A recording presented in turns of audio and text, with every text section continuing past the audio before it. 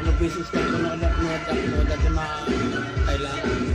Well, na-trace na natin yung fuel ano niya, temperature sensor. Ayan. Yung isa wala. Dapat to meron din tong isa na to. Ayun. Wala. Oh. Dapat may negative din dyan. Oh, wala. Yan na ito troubleshoot natin. Itong isang to. Kulay brown. Okay. Troubleshoot natin. Pagdating dito sa may ECU, yan. Meron naman siya, may connection, no. Ayan. Meron siya. Ito yung brown, no. Papunta yun doon sa may nakakonekta dito yun sa may ECU. Ayan. Meron naman dito. Ito yung isa.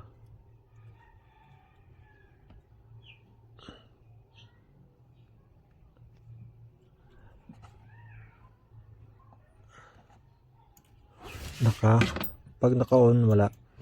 Off natin. Ayan, naka-off na. Tingnan natin.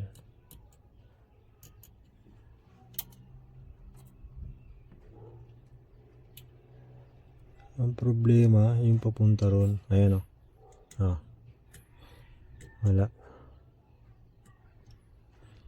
Ititrace natin yung brown na wire papunta dun sa may fuel temperature. Yan.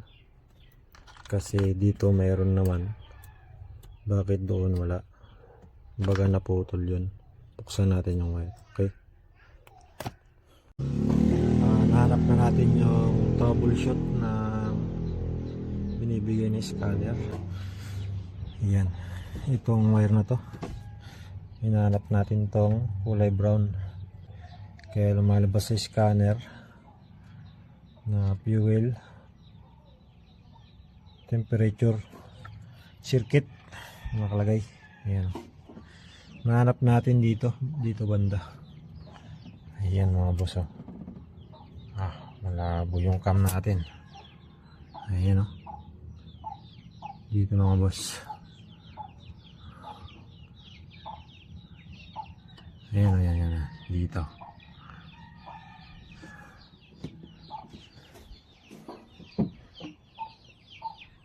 Labo. Kitang ko. Ayun, oh. Ayan, nakita na natin, oh. Ayan. Oh. Putol. Ito yung papunta dun sa fuel temperature. Ayan. Oh, murder. Ayusin natin. Nahuli din natin yung problema. Tapos may ibang wire pa rito na nadamay. Ayusin natin to para sulit.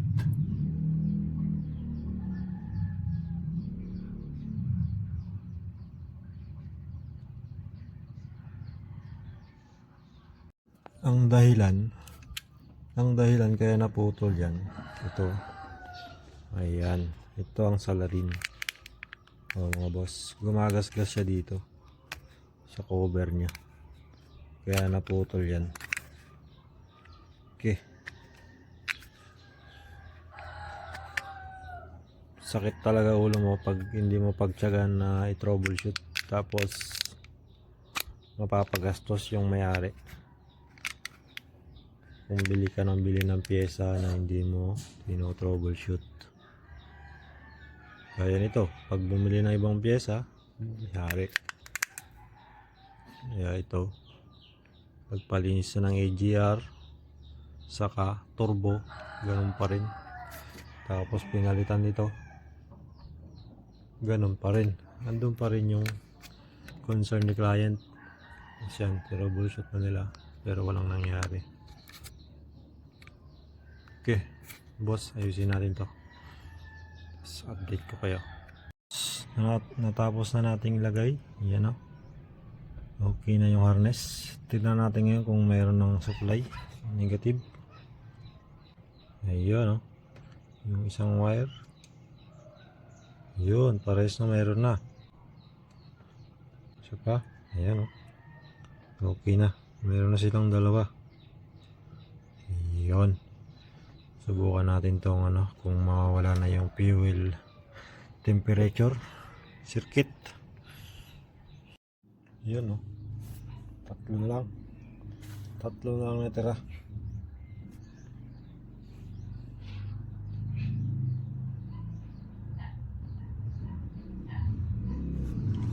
Tignan natin kung ano yung natira dito sa may Hilux na to.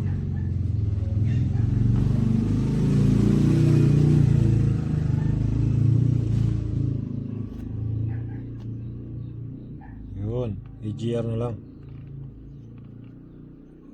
Ito na lang problema niya. May EGR. Ito wala na to. Wala na isa. So may pangalan nito. Fuel temperature na wala na siya. Ayun, success na tayo sa isa. Dito naman tayo sa may EGR. Mag-focus. Okay mga boss. Yung muna update dito sa Hilux.